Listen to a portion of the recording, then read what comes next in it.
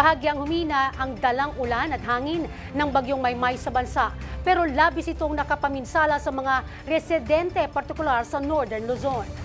May naitala ng nasawi ang ilang ahensya ng pamahalaan habang libu-libong pamilya naman ang apektado o naapektuhan ng kalamidad.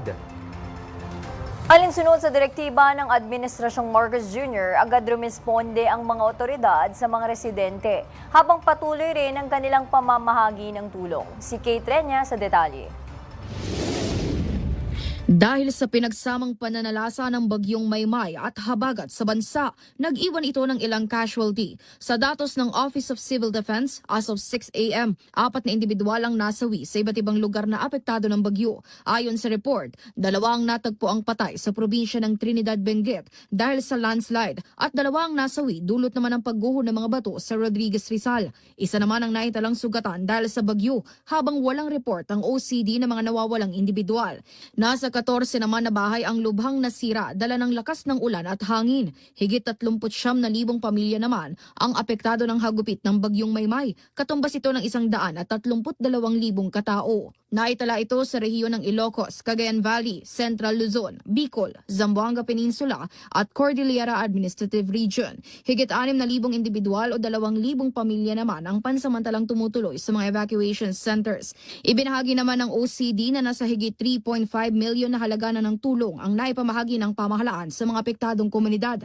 Samantala, kuha sa CCTV na ito ang matandang lalaking natangay sa spillway sa barangay San Rafael, Montalban, Rizal.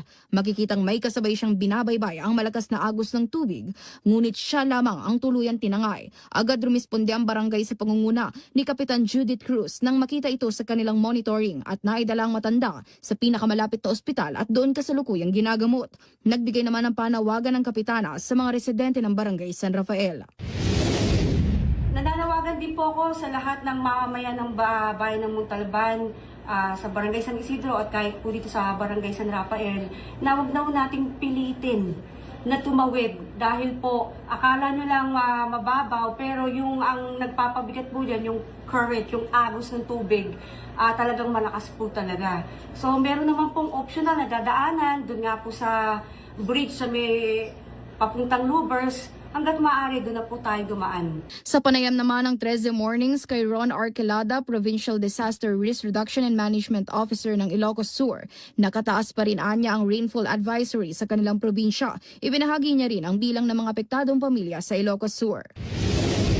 For the affected families naman, ito yung mga nag-preemptive, yung mga na-damaged houses and mga nalubog sa baha o pinasok ng tubig yung mga bahay nila, ay meron tayong figures na for the affected families, nasa 302 families or nasa 955 na individuals po. Nagpaabot din siya ng panawagan sa pamahalaan sa mga kinakailangan nilang tulong. Dahil madaming damaged houses po, nasa 26 houses, so kailangan po namin ng mga housing repair kit and yung mga food packs para sa mga nag-evacuate naman po sa 900 or sa 300 families po. Ayon kay PDRRMO Officer Arquelada, bumalik naman agad ang supply ng kuryente sa ilang lugar na apektado sa Ilocos Sur habang maayos din ang daloy ng komunikasyon. Nakapanayam din ng programa si PCG spokesperson Commodore Noemi Cayabyab. Anya, ilang biyahe ng mga sasakyang pandagat ang pansamantalang sinuspinde ng Philippine Coast Guard bilang pag-iingat sa mga kababayan. Kaya pa rin po tayo na suspended po ang sea travel kahit wala na po ang bagyong Maymay dahil po ito sa habagat na pinapalakas po ng bagyong Dolphin, particularly sa bahagi po ng Luzon. So ang atin pong mga suspended na sea travel ay sa area po ng Cagayan, Santa Ana, Calayan, Batanes, Isabela, Aurora, Ilocos Norte, Ilocos Sur at La Union. Mas pinalakas naman ng Department of Social Welfare and Development Field Office Cordillera Administrative Region ang kanilang response operation sa kalagayan ng kanilang mga residente. Nakaantabay na rin ang mahigit 107.59 million pesos na halaga ng relief resources, kabilang ang higit 80,000 family food packs, higit 19,000 na non-food items at higit 9,000 ready-to-eat food na nakahandang i-deploy kapag kinakailangan. Para sa totoong balita sa Bagong Pilipinas, Kate Renya para sa 13 sa tanghali ng Congress TV.